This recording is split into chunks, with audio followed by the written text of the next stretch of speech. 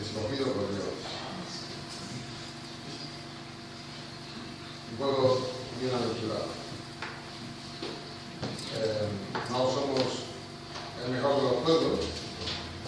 Parece muy claramente que no somos los mejores, ni el mejor pueblo. Dios nos escogió en su misericordia, por gracia somos salvos y escogidos de Dios. Somos ese remanente que Dios esa manada pequeña que Dios tiene en este tiempo, al cual le ha concedido entregarles el reino, dice la palabra. La manada pequeña no tiene por qué significar poca gente, no tiene por qué ser así, ¿no? La manada pequeña puede significar otras cosas, ¿no? Puede significar que somos pequeños en cuanto a nuestra visión de nosotros mismos, o pequeños en cuanto a que nos consideramos que no somos grandes, ¿no? Hombres y mujeres.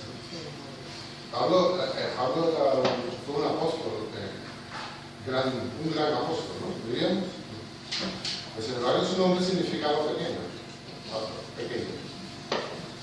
Y él decía, Dios me ha escogido a mí, al más pequeño, ¿no? De los apóstoles, de los hombres, más pecadores. Así que el pequeño significa una condición. Es decir, como decíamos esta mañana, es necesario que él crezca. Y que yo vengo. Es decir, es necesario que él sea grande, que él sea el grande en medio de nosotros y que nosotros seamos los pequeños.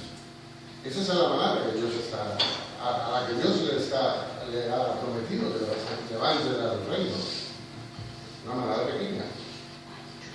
No temáis, dice la palabra, no temáis. Hay tantos temores en nuestra vida en este tiempo. Amén. Es cierto, yo me levanto muchas mañanas con mucho temor. Señor, designe. Mis hijos, el trabajo, la familia, temores externos, ¿no? De fuera, dice Pablo, decía, de fuera hay muchos temores, ¿no? De dentro hay mucho conflicto también, pero de fuera hay mucho temor de muchas cosas, temor a lo que puede suceder mañana, temor al futuro, temor a qué pasará con nuestra vida. Pero Dios está diciendo en este tiempo, no temas. ¿Verdad? Dios está diciendo en este tiempo, en este tiempo, agárrate, mi mano. Confía en mí. Tenemos que ser un pueblo que confía en el Señor. Sí, señor. Yo hablaba estos días de Abraham, que Abraham fue un hombre, no era un hombre confiado en Dios al principio de su caminar, pero fue un hombre que poco a poco fue delegando su confianza en Jehová. Que poco a poco él fue creyendo, porque la fe, hermanos, va en aumento. La fe va creciendo. Vamos creciendo en fe. Dios nos da ese don de fe, pero vamos creciendo en ella, paso a paso. Cada día, en cada momento, en cada situación. Y Abraham es un ejemplo de ello. Abraham es un ejemplo de fe, de un hombre que creció en fe, en todo su caminar. Un hombre que dependió, o que acabó al final aprendiendo a depender de Dios en toda su vida. Él cometió errores, por supuesto.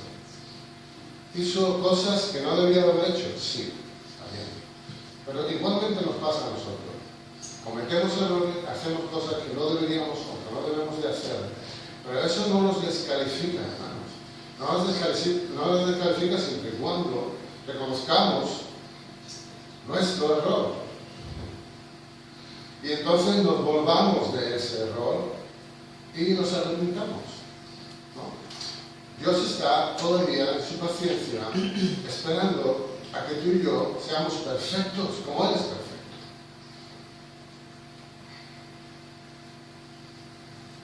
¿Y podemos ser perfectos?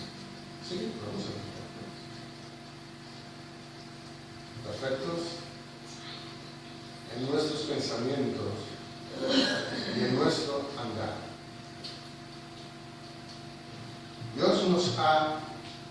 prometido, hermanos, y andamos bajo la fe en sus promesas. Abraham anduvo bajo la fe en la promesa de que él iba a tener descendencia y que en su simiente, todas las naciones de la tierra, del mundo, serían benditas. Nosotros somos un pueblo que tenemos que movernos en las promesas, en lo que se nos ha prometido, en lo que Dios nos ha prometido. Dentro de ese llamado, dentro de ese llamarnos a salir, Dios nos ha prometido entregarnos el reino en este tiempo. Dios nos ha prometido santificarnos. Dios nos ha prometido hacernos a su imagen y a su semejanza. Dios nos ha prometido que vamos a ser participantes de la fiesta, de las bodas del Cordero. Así que, si Dios nos promete, fijaos, Dios no es un hombre, ¿no? Y sin embargo, somos muy fieles a confiar en lo que los hombres nos prometen a veces, ¿no? Fijaos que España está lleno de gente que promete, ¿no? Hay políticos que todo el tiempo están prometiendo.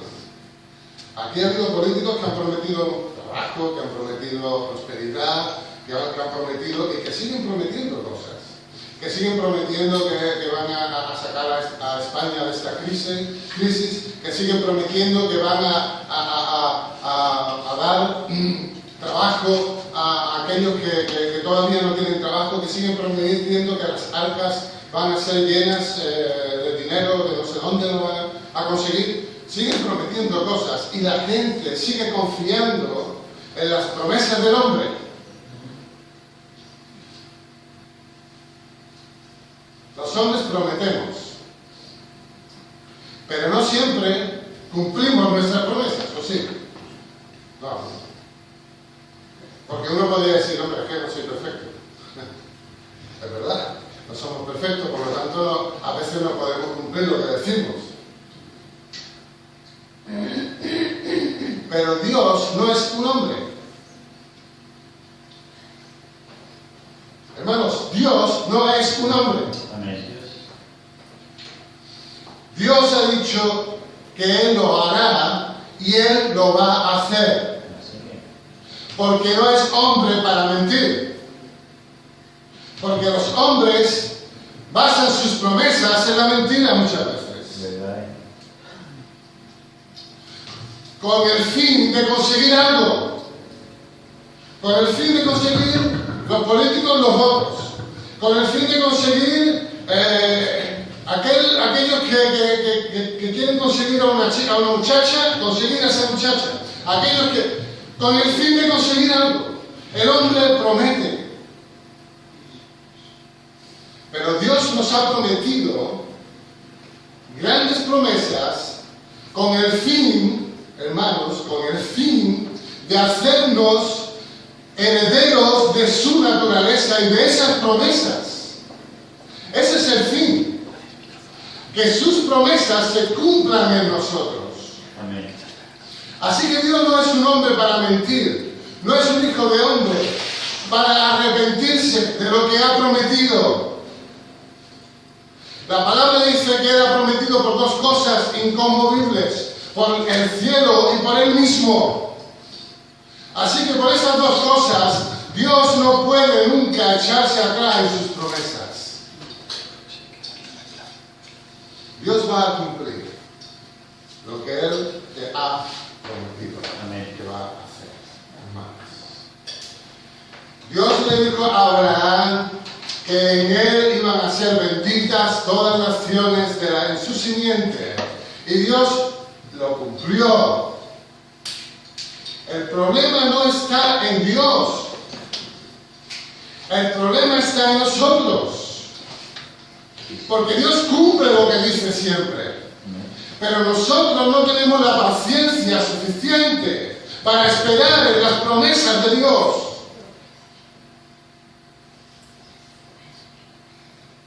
Porque Dios tiene un momento, un tiempo.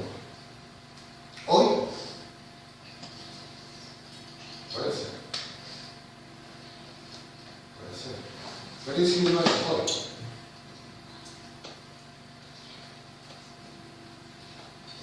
Tendremos que esperar. Porque no sabemos ni el día, ni sabemos la hora para el cumplimiento de las cosas. Ni siquiera Jesucristo, cuando le preguntaron acerca de cosas, Él dijo, no está en mi potestad. Solamente el Padre conoce esas cosas. Pero Dios dice en este tiempo que Él está revelando, que Él está trayendo está desvelando, hermanos, a sus santos, de los cuales tú y yo somos participantes de sus santos. Somos parte de esa compañía, de esa manada pequeña que Él ha llamado. Somos parte de esos santificados en Cristo Jesús. ¿Por qué? Porque en Jesucristo somos santificados. Así que somos santos. Así que Él nos está revelando a sus santos. Nos está desvelando los misterios, dice la palabra. Él está desvelando los misterios, escondidos por generaciones y por generaciones. En este último tiempo, tú y yo somos ese pueblo privilegiado, santos de Dios, que podemos recibir la revelación de Dios en nuestras vidas. ¡Qué privilegio, hermanos! ¡Qué privilegio tenemos de poder ser aquellos que pueden recibir la revelación, que Dios está desvelando su misterio en este tiempo? Bienaventurados somos, es decir, hermanos, felices, alegres aquellos que han sido llamados por Dios. Hemos sido llamados. Amén. Hemos sido invitados. Dios está demandando de nosotros, hermanos, que andemos confiados en sus promesas. El que ha dicho, lo cumplirá.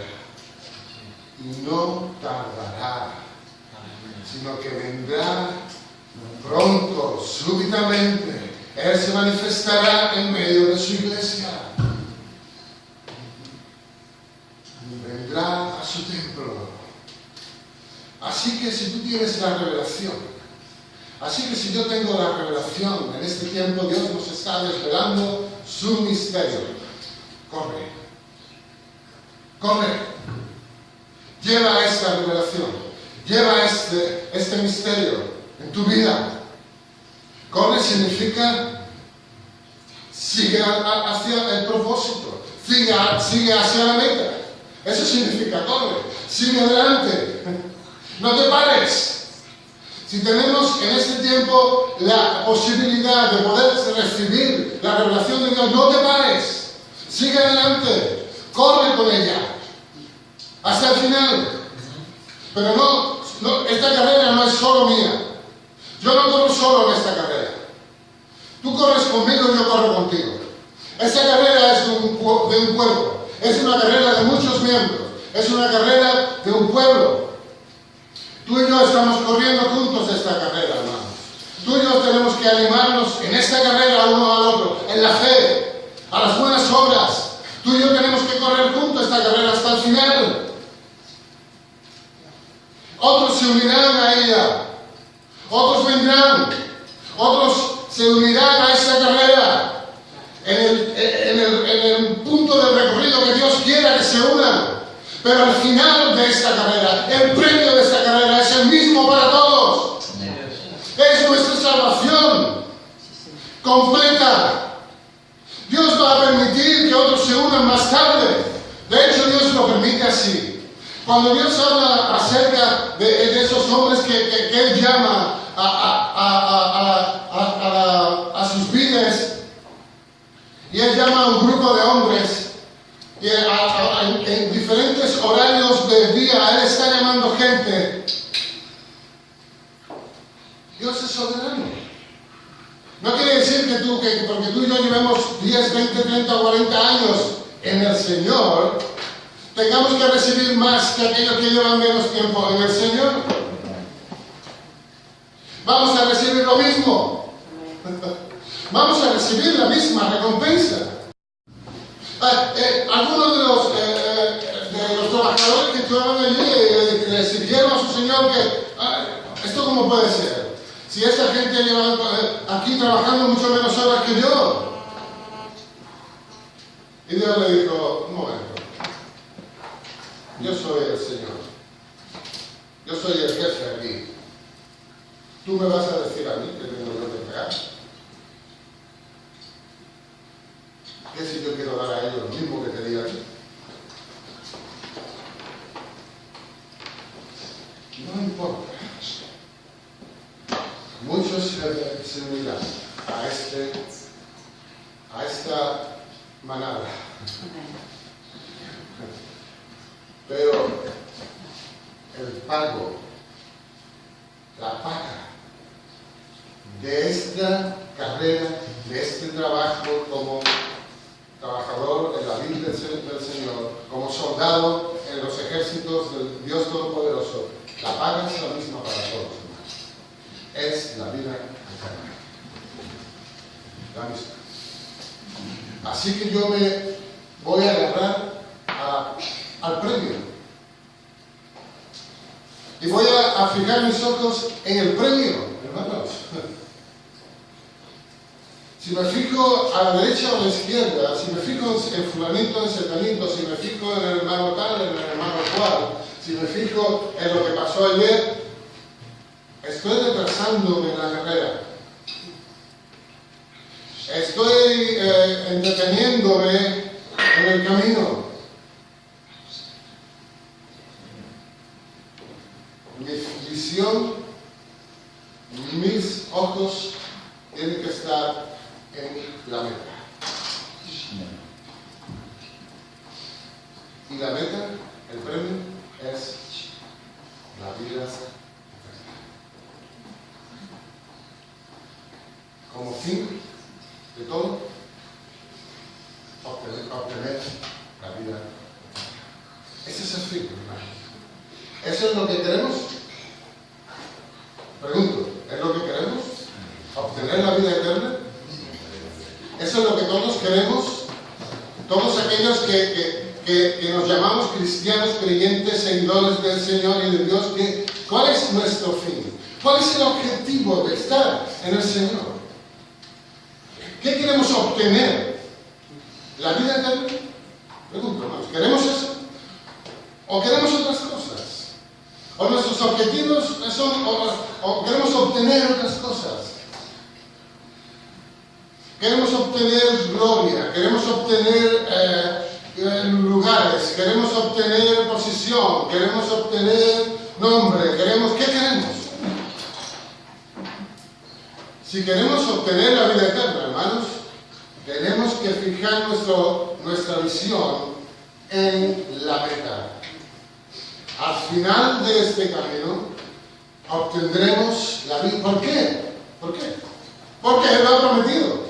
Porque Él ha prometido que vamos a ser merecedores de esa vida eterna a todos aquellos que terminemos esta carrera. Hay un principio en la fe y hay un fin en la fe. Así que Jesucristo fue el precursor, el que empezó y terminó en la fe. Y Él es el único que puede saber y que puede conocer nuestras debilidades. Él puede saber lo que se pasa en esta carrera. Solamente un corredor que ha corrido un maratón puede saber lo que sufren otros corredores. Yo no tengo ni idea. Pero solamente aquel que ha corrido en esa carrera, en un maratón, sabe lo que se sufre en él. Sabe cómo se pasa, sabe lo que se piensa. Y Jesucristo ha corrido esta carrera por nosotros también. Él corrió su parte. y venció y ganó. Pero ahora nos queda a nosotros correr nuestra carrera. Hay una nube de testigos, hombres y mujeres como Abraham, como Isaac, como Jacob, como Moisés, como Gedeón, como Isaías, como Jeremías, como Pablo, como Pedro, como Santiago, hombres, como Débora, mujeres, como Sara, que han corrido la carrera, que han andado en fe. Y dice la palabra que hay una gran nube de testigos que están animándonos en esa carrera a nosotros. Porque todavía no ha terminado esto, hermanos. Están esperando, el Señor Dios Todopoderoso está esperando a que todos lleguemos a ese momento de arrepentimiento. Para que Él sea todo en todos. Para que al final todo culmine en una gran manifestación de la vida de Dios. Cuando Él diga ese día, sea la luz. Y seamos traídos en esa revelación, en ese lugar, el monte. Pero estamos en este momento, en este tiempo de llamamiento, en este tiempo de demanda de parte de Dios. Y la palabra en Apocalipsis dice, bienaventurado aquellos que han sido llamados a las bodas del Cordero.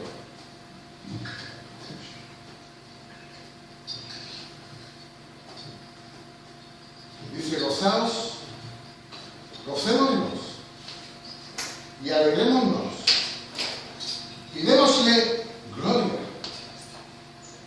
porque han llegado las bodas del Cordero y su esposa se ha preparado y a ella se le ha concedido que se vista de lino fino y resplandeciente, porque el lino fino es las acciones justas de los santos. Gozaos y alegraos. Bienaventurados los que son, sigue más adelante, el ángel dice, escribe, bienaventurados los que son llamados a la cena de las bodas del Cordero. Hermanos, Dios, el Señor ha prometido que hay una cena en las bodas del Cordero. El Señor ha prometido una celebración. Hemos celebrado la primera, hemos celebrado la segunda fiesta. Hay un momento para la celebración de la tercera fiesta, hermanos. La fiesta de los tabernáculos. Somos un pueblo llamado para celebrar esa fiesta. Celebremos la fiesta, gocémonos, dice la palabra, y alegrémonos, dice la palabra, porque han llegado las bodas del Cordero. Es tiempo de celebrar, hermanos. No es tiempo de estar triste, no es tiempo de estar penoso, apenado. Es tiempo de alegrarnos en este día y de celebrar. En este día hemos sido llamados a las bodas del Cordero, a la cena de las bodas del Cordero de Dios. Hay un momento que es el momento de aflicción, dice la palabra antes de la celebración grande de esta tercera fiesta, que es el momento de afligir nuestras almas, el día de aflicción, pero es el día también de alegría porque es el día de reconciliación, dice la palabra. Así que, hermanos, no solamente es un día en el que tenemos que examinarnos a nosotros mismos, sino es un día también en el que tenemos que reconciliarnos con Dios y con nosotros. Es un día de celebración. pero es un día de reconciliación también. Es un día de gozo, es un día de alegría. Y la palabra dice, lo hemos leído, bienaventurados. Es decir, felices, alegres. ¿Estamos alegres, hermanos? Amén. Nos vemos bienaventurados. No estoy diciendo que vamos a ser un pueblo que está por los días aquí rojo. No, no digo eso. No estoy hablando de una alegría externa, físicamente, aunque también, ¿no? Pero estoy hablando de una alegría, de algo que es en nuestro interior, interno. Que a pesar de las circunstancias, que a pesar de los momentos, que a pesar de todo lo que a veces hay a nuestro alrededor, de todos esos temores, como decía al principio, de todo eso que nos preocupa, a pesar de todas esas cosas, hay para ti y para mí un momento de alegría y de regocijo también, hermanos, porque hemos sido llamados, es decir, se nos está demandando en este tiempo que seamos parte de esa esposa, que seamos parte de ese pueblo que participa de la cena de las bodas del Cordero. Así que es un punto, es un momento también de regocijo. Y Pablo decía, regocijaos.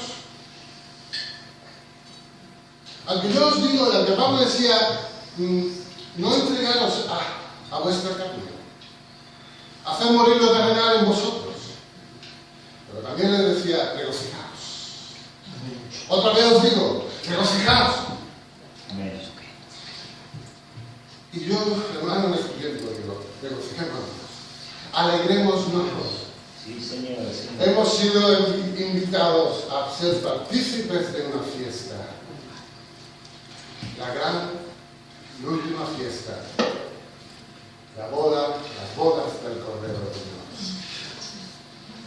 Donde tú y yo también somos participantes como esposa de ese enlace, de ese momento de unión con Dios. Hermanos, ese es el mejor momento que podemos tener.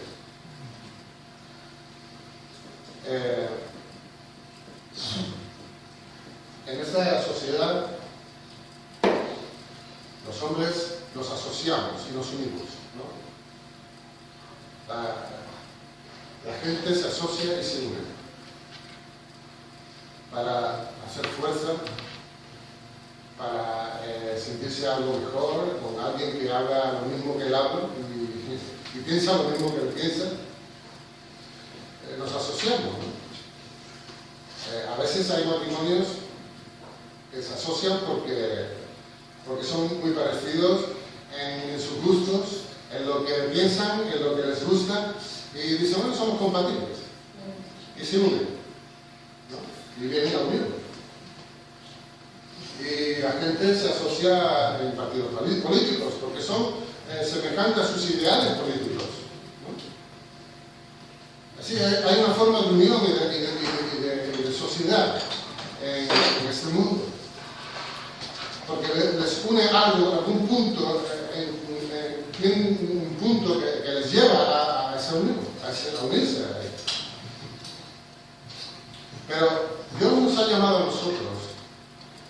Y dice la palabra que no nos ha llamado porque tengamos algún punto o algo que coincidamos, que podemos coincidir seguramente en muchos pensamientos e ideas. Pero Dios no nos ha llamado por eso. Dios no te ha llamado a ti y a mí para pertenecer a su iglesia porque tenemos los mismos ideales políticos, o porque nos gusta la misma fruta, o porque nos gustan los mismos tipos de películas. No, Dios no nos ha unido, no nos ha traído juntos por ese tipo de cosas, aunque esas cosas están ahí, naturalmente. Dios nos ha traído porque nos ha llamado de diferentes ciudades, de diferentes países, de diferentes lenguas. Fijaos, lo cual quiere decir que nos ha llamado de diferentes culturas, de diferentes idiomas para comunicarnos y de diferentes familias de las cuales no tenemos ni idea unas de otras. Eso quiere decir que no nos une nada personal, pero sí nos une una cosa general: Jesucristo.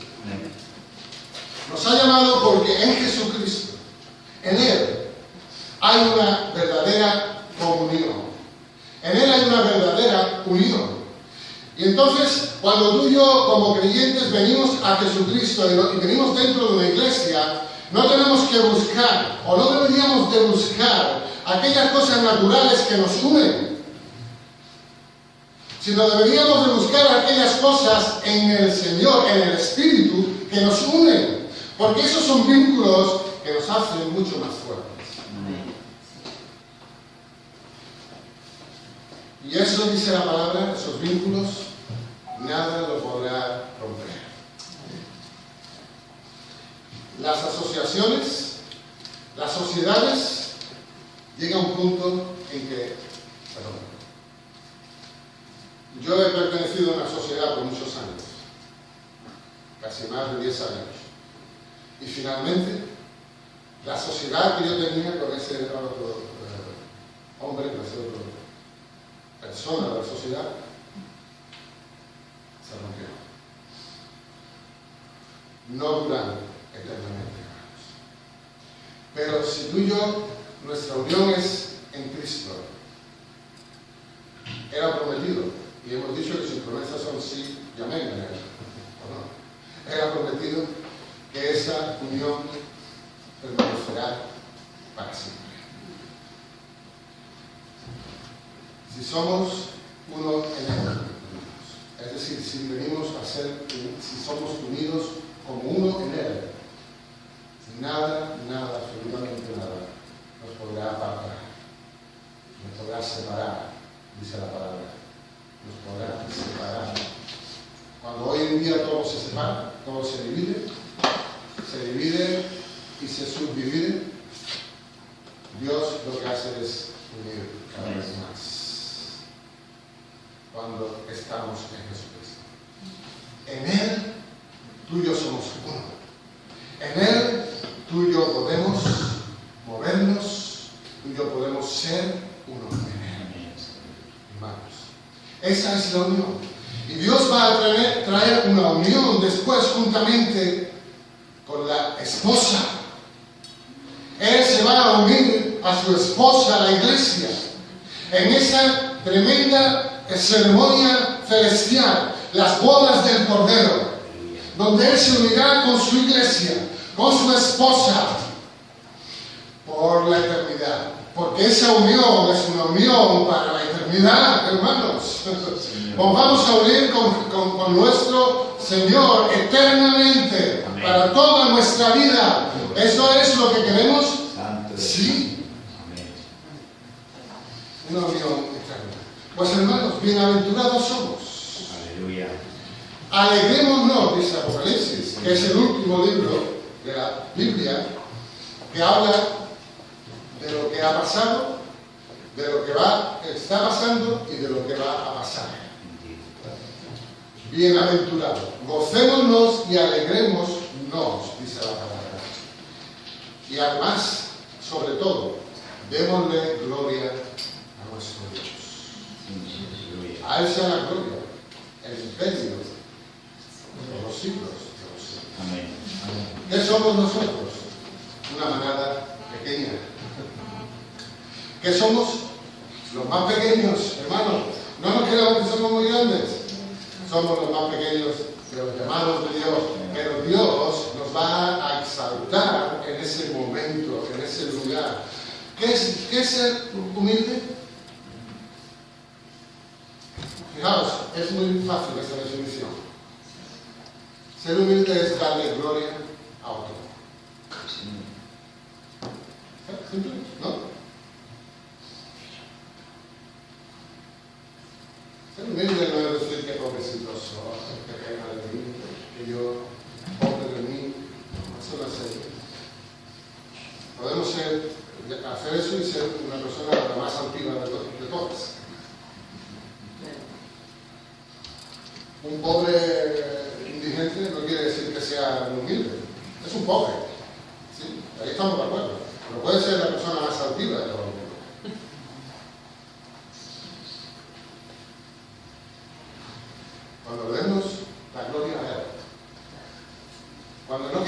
nada para nosotros. Cuando todo sea para nuestro Dios y le exaltemos y le demos la gloria a Él, entonces estaremos siendo hombres y mujeres humildes en su presencia. Cuando Dios dice, venid bajo mi mano, estamos reconociendo, hermanos, en ese venir bajo su mano, en que Él es más grande que nosotros. Estamos reconociendo en que su cubierta sobre nosotros es suficiente. Así que en esta hora nos gloriamos y nos alegramos todos, pero damos también la gloria a Él. Amén.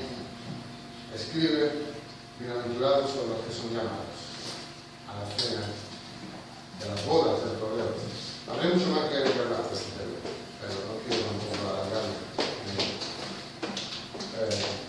Espero que el Señor me dé un momento más. Amén. Amén.